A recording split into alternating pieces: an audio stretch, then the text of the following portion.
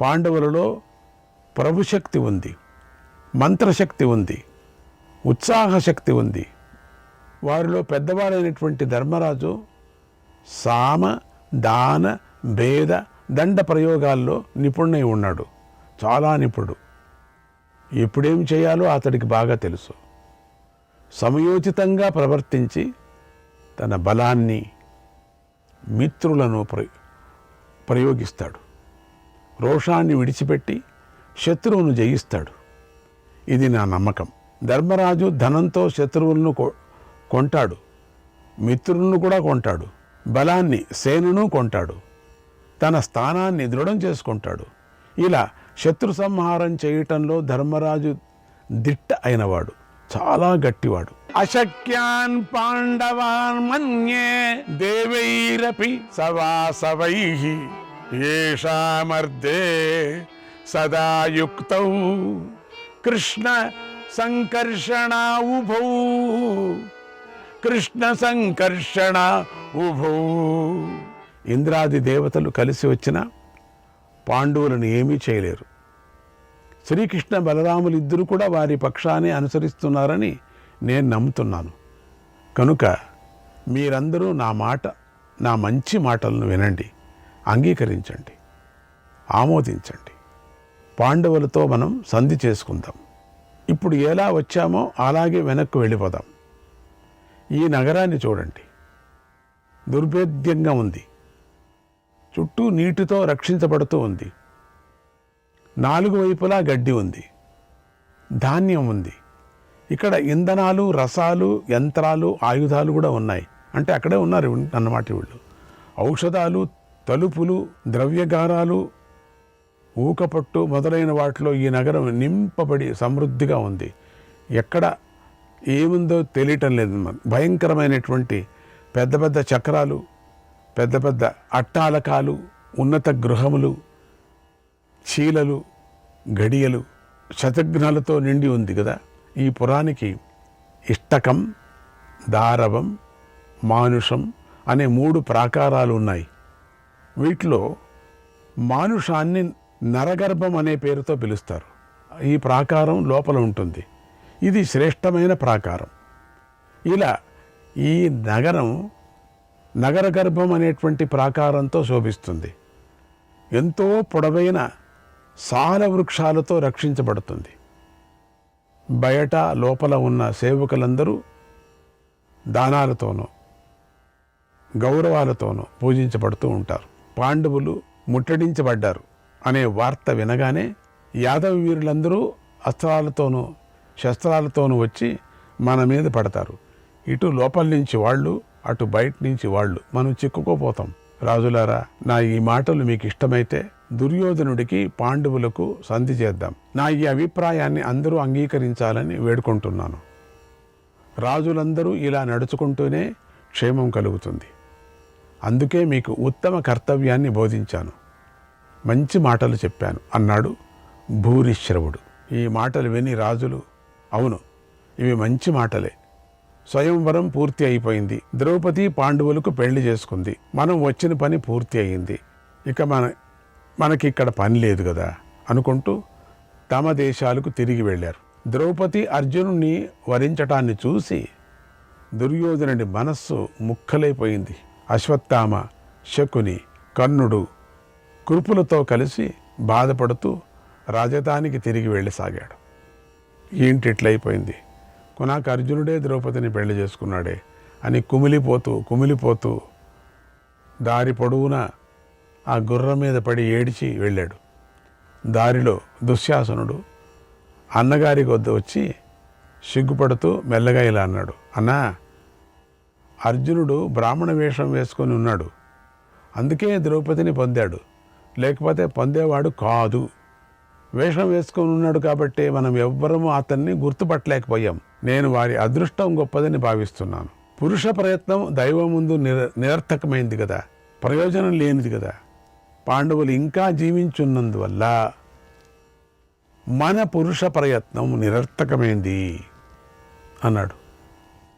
వారు ఇలా మాట్లాడుకుంటూ పురోచనుడిని నిందిస్తూ, ఆ పురోచనుడు చేసిన పని ఇదంతా కూడా సరిగా మంట పెట్టలేవాడు. వాడు కూడా ఉంటే కదా, మంట పెట్టింటే బాగుండు. అసలు నిద్రపోయేదే మత్తు తిరిగి ఉండొచ్చు, అదే ఉండొచ్చు. నువ్వు పురోచనుని బూది నువ్వేగా తీసుకుంది, అవును నేనే తీసుకుంది, ఏం చేస్తావు?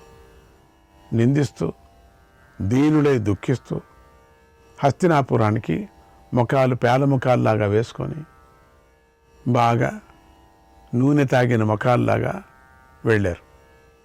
పాండవులకు ద్రుపదుడితో బంధం ఏర్పడిందని కౌరవులు ఎంతో భయపడ్డారు. ఇష్యూ ఒకటి అనుకుంటే ఇంక రెండైపోయింది వీళ్ళకి. దృష్టద్యుమ్నుడు, శిఖండి ఇతర ద్రుపద కుమారులను తలుచుకొని ఎంతో వణికిపోయారు. వాళ్ళంతా అది ఏంటి ఏమేమవుతుందో తెలీదు. కౌరవులు అవమానం పాలై సిగ్గుపడుతూ ఉండటాన్ని చూసి విదురుడు మనస్సులో సంతోషించాడు. అదే కదా కావాల్సింది వాడికి. ధృతరాష్ట్రుడికి వద్దకు వెళ్ళి ఇలా అన్నాడు, మహారాజా, మన అదృష్టం కొద్దీ కౌరవ వంశం నాశనం కాలేదు, వృద్ధి చెందుతుంది అన్నాడు. ధృతరాష్ట్రుడు వెంటనే ఆహా ఎంత అదృష్టం, ఎంత సౌభాగ్యం అన్నాడు. అసలు విషయం తెలియక ద్రౌపది దుర్యోధనుణ్ణి వరించింది అని అనుకొని మురిసిపోయాడు. వంశం అభివృద్ధి అవుతుంది అని చెప్పాడు వెళుతూనే. వాడు వేరే అర్థంతో చెప్పాడు. అంటూనే గుడ్డివాడికి ఆనందమో ఆనందం, మురిసిపోయాడు. ద్రౌపదికి ఆభరణాలు పెట్టండి, త్వరగా తీసుకొని రా అని విదురుని ఆజ్ఞాపించాడు. ద్రౌపదిని తీసుకొని రాండి అని దుర్యోధనుని ఆదేశించాడు. తీసుకొని రా నా దగ్గరికి. వెంటనే విదురుడు వెనుక నుంచి చెప్తున్నాడు, మహారాజా కంగారు పడకండి, ఇదేంటి ఇంత కంగారు పడుతున్నారు మీరు? కొత్త చీరలు తీసుకురండి, పిండి వంటలు చేశారా, ఆరతులు తీసుకురండి, కోడలికి ఆరతి చేయటానికి. ఏది నీ భార్యని తీసుకురా, దుర్యోధన అంటూ గట్టి గట్టిగా అరుస్తుంటే వెంటనే విదురుడు వచ్చాడు. వెనుక నుంచి వచ్చి, మహారాజా కంగారు పడకండి, ఎందుకంటే ఇట్లంటేనే ఆయనకు మెలకువ, ఏది లేకపోతే మెలకువ కాదు, కొంచెం చెవుడు వేరే ఉంది. మహారాజా కంగారు పడకండి, ద్రౌపది దుర్యోధనుడిని వరించలేదు, పాండవులను వరించింది. పాండవులు క్షేమంగా ఉన్నారు, ద్రుపదుడి చేత గౌరవించబడుతూ సుఖంగా ఉన్నారు. స్వయంవరంలో పాండవులు బంధువులను కలుసుకున్నారు, వారి సైనిక శక్తి బలపడింది, ఇంకా ఎంతోమంది శ్రేయోభిలాషులు కలుసుకున్నారు అన్నాడు. వెంటనే ధృతరాష్ట్రుడు తన ముఖాన్ని కింద పెట్టుకొని ముఖ కవళికలు కనిపించనీయకుండా మార్చుకున్నాడు. ముఖ కవళికలు తను కనిపించుకోకుండా మార్చుకున్నాడు. ఏదో దగ్గు వచ్చినట్టుగా రుమాలను అడ్డం పెట్టుకొని పక్కకు తిరిగాడు. అని అంటూ ఎంతో అదృష్టం, ఇంత అదృష్టం అన్నాడు. ఇంత అదృష్టం, పాండవులు బ్రతికే ఉన్నారనే వార్త చెప్పినందుకు నీకు శుభం కలుగుగాక అని లోపల కిటికిటికి అంటున్నాడు. నీకు శుభం కలుగుగాక గట్టిగా అన్నారు. శుభం కలుగుగాక, మంచి వార్త చెప్పావు. కుంతి పరమసాధ్వి, పాండవులు ద్రుపదుడితో సంబంధం పెట్టుకోవటం మన వంశానికి తగినదే కదా. అతడు కూడా గౌరవించదగినవాడు, వశువంశంలో జన్మించినవాడు, తపోవిద్య వ్రతాల్లో గరిష్ఠుడు, రాజుల్లో గొప్పవాడు. అతడి పుత్రులు పౌత్రులు కూడా నిష్ఠావంతులు ఉన్నట్టుండి పొగుడుతున్నాడు. అతడి బంధువులు బలవంతులు.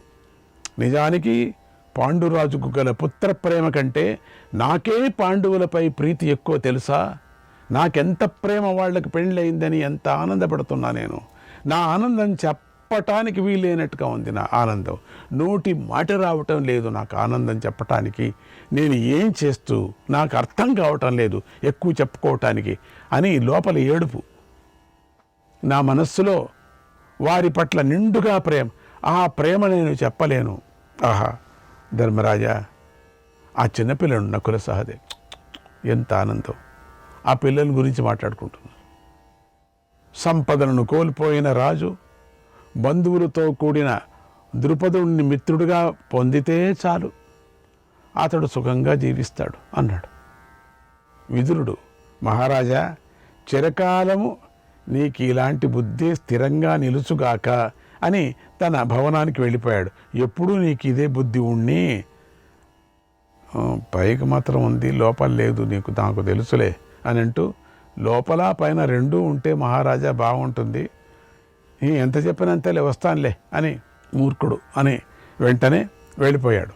వెంటనే దుర్యోధనుడు, కర్ణుడు ధృతరాష్ట్రుడికి పక్కకు చేరి ఇలా అన్నారు, మహారాజా, విదురుడు ఉన్నాడని మేము ఇంతవరకు మాట్లాడలేదు. విదురుడు వెళ్ళిపోయాడా? వెళ్ళాడు. రండి రండి, దగ్గరికి రండి, దగ్గర రండి, కూర్చోండి నన్ను ముట్టుకొని కూర్చోండి, దగ్గర కూర్చోండి. నువ్వేనా? నువ్వు దుర్యోధనుడు? దగ్గరికి రా. ఇంతవరకు మేము మాట్లాడలేదు, దోషాలను మీతో చెప్పలేదు. ఇప్పుడు ఏకాంతం దొరికింది, ఎవరు లేదు ఇక్కడ, కనుక మీ దగ్గరకు వచ్చాం. మీ మనస్సులోని కోరికను చెప్పండి. పాండవులు మన శత్రువులు, మీరు వారి శ్రేయస్సే మన శ్రేయస్సుగా భావిస్తున్నారు. పైగా విదురుల వారి ఎదుటే మన శత్రువులను పొగుడుతున్నారు. ఇలా ఎందుకు చేస్తున్నారు? ఓ పుణ్యమూర్తి, మనం చేయవలసిన పని వేరు, మీరు చేస్తున్న పని వేరు. పాండవుల శక్తిని తగ్గించటమే మనం చేయవలసిన అసలు పని. సమయానికి తగినట్లుగా మనం ఆ పని చేయాలి. ఆ పని విషయం గురించే మాట్లాడాలి. పాండవులు చూసుకోండి, ఎవరు రాలేదా చూసుకో, ఎవరు రాలేదు, విదురుడు రాలేదు కదా. విదురుడు తన భవనానికి వెళ్ళిపోయాడు. ఇంకా ఒకపారి వెళితే రాడు కదా, అంతేనా? వెళ్ళిపోయాడా? మంచి పని చేసి, వాడి నుంచే నాకు ప్రాబ్లం వచ్చింది పెద్దగా. సరే వెళ్ళిపోయాడులేండి. పాండవులు మనల్ని, మన బంధువులను, పుత్రులను, మన బలగాన్ని నాశనం చేయకుండా కాపాడుకోవాలి. మన వాళ్ళను ఎవరు వాళ్ళు ఏమి చేయకూడదు, అది కాపాడుకోవాలి. మనం చూసుకోండి, వాళ్ళకి బలం ఎక్కువ ఉన్నట్టుని చూస్తే వారి నుండి అందరినీ మనం కాపాడుకోవాలి. మనం ఇప్పుడు చేయాల్సిన పని ఏంటంటే మనం కాపాడుకోవాలి, మనం కాపాడుకోవాలి. శ్రీకృష్ణాయ పరమాత్మనే నమః. దుర్యోధనుడు ధృతరాష్ట్రి పక్కకు చేరారు, పక్కలో కూర్చున్నారు, అటు ఇటు. దుర్యోధనుడు, కర్ణుడు కూర్చున్నాడు, కర్ణుడు ముందు కూర్చున్నాడు. దుర్యోధనుడు కర్ణుడు ఇద్దరు కూడా పక్క కూర్చున్నారు, పక్కన కూర్చున్నాను. శత్రువులైన పాండవుల గురించి మళ్ళీ చెప్పేసరికి ధృతరాష్ట్రుడు తన మనస్సులోని మాటను ఇలా బయట పెట్టాడు. అంతవరకు పెట్టాడు. ఇప్పుడు అహమప్యేవమేవైతత్ చికీర్షామి యథా యువాం వివేక్తుం నాహమిచ్ఛామి త్వాకారం విదురం ప్రతి. మీతో ఏకీభవిస్తున్నాను. మీ మనోభావాలు నా మనోభావన ఒక్కటే. ఏంటి మన ముగ్గురు మనోభావాలు ఒకటే. నేను విదురుడికి తెలియకుండా జాగ్రత్త పడుతున్నాను. ఎందుకంటే విదురుడి ఎదురుగా మనం ఆటలాడకూడదు కదా. అందుకని విదురుడి ఎదుట పాండవులనే పొగుడుతాను ఎప్పటికీ. మీరేమనుకోకూడదు, మాకు తెలుసులే నాన్న, నువ్వు చేసే పని అంతా మాకు తెలుసు. పాండవుల గురించే మాట్లాడతాను. నన్ను విదురుడు అనుమానించకుండా ప్రవర్తిస్తాను. నా చేష్టలను నా మాటలను అదుపులో ఉంచుకుంటాను. తెలుసా దుర్యోధన, అసలు నువ్వు మనస్సులో ఏమనుకుంటున్నావో చెప్పు. కర్ణ, నువ్వు కూడా మనస్సులో ఏమనుకుంటున్నావో చెప్పు అన్నాడు. అప్పుడు దుర్యోధనుడు ఇలా చెప్పాడు, నాన్నగారు, శత్రువులను తొలగించుకునేటువంటి విషయంలో మనకు విశ్వాసంగా ఉండేవారి సహకారం తీసుకోవాలి. వారి ద్వారా మన కార్యాన్ని చక్కబెట్టుకోవాలి, సాధించాలి. ముందు కుంతీపుత్రులను, మాద్రీపుత్రులను విడగొట్టాలి. అన్నదమ్ముల మధ్య భేదభావాన్ని కలిగించాలి, కలహం పుట్టించాలి, గొడవలు కల్పించాలి. ధనరాశులను కుమ్మరించి ద్రుపదుడిని అతడి కుమారులను వశం చేసుకోవాలి. నెమ్మదిగా మంత్రులను లోపరుచుకోవాలి. వారందరూ ధర్మరాజును విడిచిపెట్టేలాగా చేయాలి. ద్రుపదుడు తన నగరం నుంచి పాండవులను తరిమి కొట్టేలా మనం చేయాలి. లేదంటే బ్రాహ్మణుల చేత పాండవులకు ఓ పాండవులారా, మీరు పాంచాల రాజ్యంలోనే ఉంటే మంచిది. ద్రుపదుడి వద్ద నుంచి కదిలితే మీకు మంచి జరగదు, అన్నీ అశుభాలే జరుగుతాయి అని చెప్పించాలి. ఓ పాండవులారా, మీకు హస్తినాపురంలో ఉండటం హానికరం, కలిసి రాదు అని బ్రాహ్మణులు ఒక్కొక్క రీతిలోనూ విడివిడిగా అంటే ఇక్కడికి రాకూడదు అని వాళ్ళంతే. వాళ్ళ అసలైన తిప్పలేంటంటే వాళ్ళ అన్ని ధనకనక వస్తు వాహనాదులతో సైన్యంతో కదిలొచ్చి ఇక్కడ ఉంటే మన గతి ఏమిటి అని అందరూ భయపడతా అన్నారు. అందుకని వాళ్ళలో మనం పోట్లాడి పెడితే బాగుంటుంది. అక్కడుండే బ్రాహ్మణులతోనే చెప్పించాల, మీరు అక్కడికి వెళ్ళకూడదు, ఇక్కడే ఉంటే మీకు శ్రేయస్సు, అక్కడ వెళితే మీకు కష్టమవుతుందని చెప్పించాల. ఆ మాటలకు పాండవులు భయపడాలి. పాంచాల దేశ వాసమే మనకు మంచిదని అనుకునేలాగా చేయాలి. ఇదంతా మనం పంపేటువంటి బ్రాహ్మణుల శక్తి మీదే ఆధారపడి ఉంటుంది. అక్కడే ఉంటారు. ఆ పాంచాల రాజు ద్రుపదుడు వాళ్లను వెళ్ళగొట్టేటట్టు చేయాలి. ఇది చూడండి, అక్కడికి వెళ్ళకూడదు, ఇక్కడి నుంచి వెళ్ళగొట్టాలా. ఈ మధ్యలో 5 మందికి 3 వేరే 2 వేరే చేయాలి. వీళ్ళు చూడండి, వారు ఉపాయాలు చెప్పటంలో నిపుణులై ఉండాలి. మనం పంపించేటువంటి బ్రాహ్మణులు నేర్పురులై ఉండాలి. ఇలా వారు పాండవుల వద్ద నివసిస్తూనే పాండవులలో భేదభావం పుట్టేలాగా చేయాలి, అక్కడే ఉండేటట్టు చేసేసేయాలి. లేకపోతే ఇంకొక ఉపాయం ఉంది, దాన్ని అమలు చేసినా పర్వాలేదు. ద్రౌపది పాండవులను మర్చిపోయేలాగా చెయ్యాలి. ఈ ఉపాయం అమలు చేయటం చాలా తేలిక, ఎందుకంటే ఆమెకు భర్తలు ఎక్కువ. అందుచేత లేనిపోనివి చెప్పి ఆమెకు భర్తలపైన అసహ్యం కలిగించాలి. అప్పుడు మన పని సానుకూలమవుతుంది. ఇది బాగుంది కదా, పూర్తి అయిపోతుంది. ఇది బాగుంది, ఇది బాగుంది, ఇది బాగుంది. భీమసేనస్య వారాజన్ ఉపాయ కుశలైర్నరైః మృత్యుర్విధీయతాం ఛన్నైః మృత్యుర్విధీయతాం ఛన్నైః సహితేషాం బలాధికః సహితేషాం బలాధికః. ఓ రాజా, మన సమర్థులైన యోధులు మొదటిగా భీమసేనుడిని వధించాలి.